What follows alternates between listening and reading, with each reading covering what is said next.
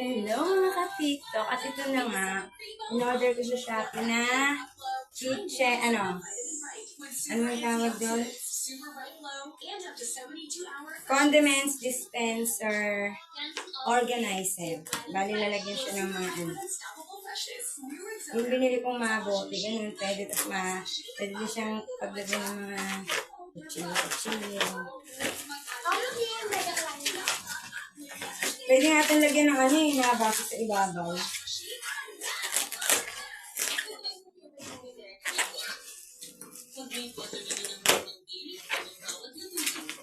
$119 to. 119 tapos 70% discount at saka free shipping. Kaya, ayan. Ito na siya para ma-ice kasi yung doon. Sarap-sarap kasi.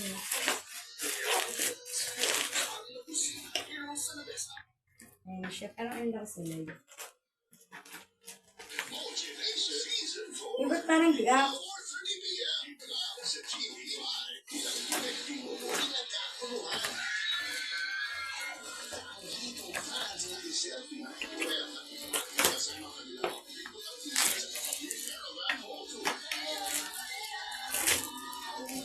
Ayan, para nakikita naman ni Richard na may pinupuntahan yung mga sahod. Patay ka dyan! Hindi ka na mahuli! Nagkakailangan o lahat mo sinisita. Tapos yung lagayan ng mga kape, hindi ko na nakuha. Ayan. Ang cute. Pati ng kulay, ang cute. Kasi kinakalat mo na ako ay naloko. Ganyan siya. Tapos, dito lagayan ng mga kutsilyo.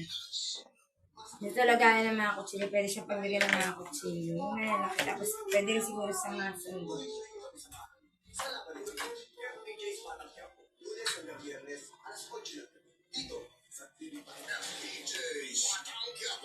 Hey, Richard! Hindi ka siya. Masyado maaga. Saan ko lalagay sa ibabaw? Mabigat to pag meron ng laman. Hindi siya kasya sa ilalim. Ayan siya, pero hindi siya kasya sa ilalim. Bungad mo lang. Dito lang siya.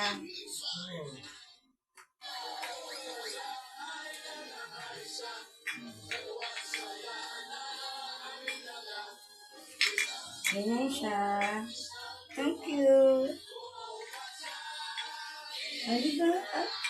Tapos dito lalagay yung mga yung maliliit yung paglalagyan ng kape. Mabigat na pag may naman, babagsak yan. Hindi ko siya na. Dito lang talaga siya. Hindi siya kasya. Dito lang sa sabungan. Pwede siguro siya ganyan nakaganyan lang siya, diba? Kaso nakatalikod yung mga pangalan. Ganyan. Ganyan lang siya. Sasabi ko din yung Ito lang. Patay ka.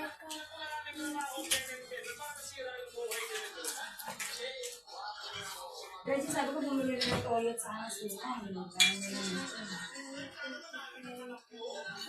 Ang mga sibuyas dito. Dito may Richard. Pag nagano dapat may lagayan din yung mga sibuyas. Tapos ito Yes, may avatar ka. tubig. Hindi yung babagsak. Yan lang yan, Yan lang.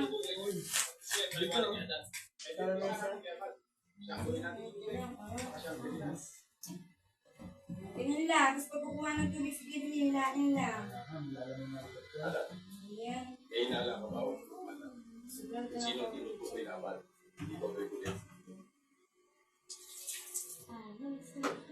Gusto tapon mo na ito, Chad.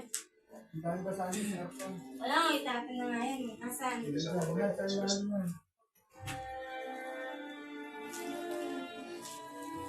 Alam mo siya, hindi mo dapat dito nilalagay kasi yung ipis eh.